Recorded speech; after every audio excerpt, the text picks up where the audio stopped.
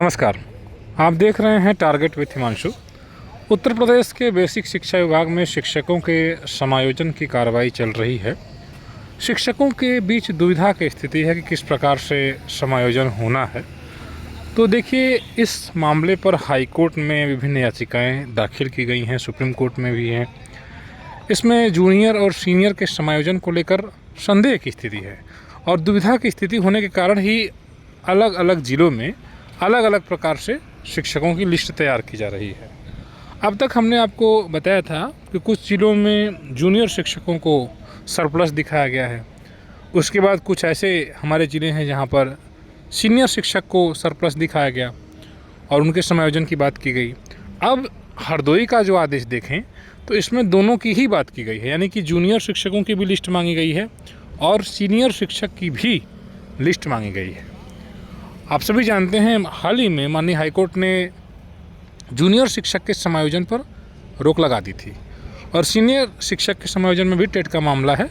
तो कहीं ना कहीं ये दोनों ही मामले उलझे हुए हैं। इसके बावजूद अलग अलग ज़िलों में अलग अलग प्रकार से आदेश हो रहे हैं और आप जो जानना चाहते हैं कि उसका मापदंड क्या है, तो कोई मानक नहीं है, स्पष्ट मानक अभी तक नहीं है। ज़िले की कमेटी निर्णय ले रही है किस प्रकार से।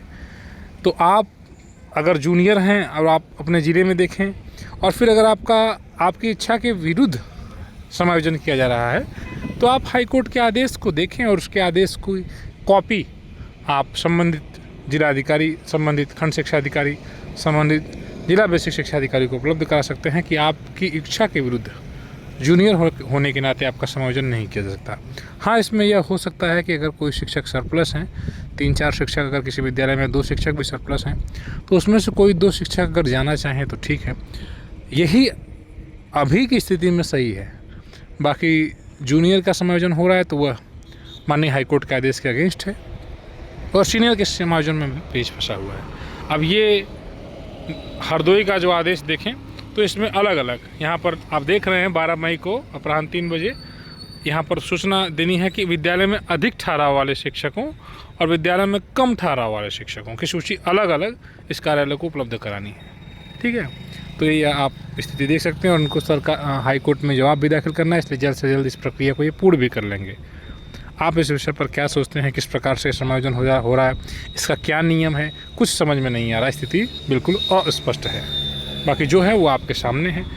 महत्वपूर्ण जानकारी आपको लगातार दी जाती रहती है। मिलते हैं फिर नेक्स्ट वीडियो में। धन्यवाद।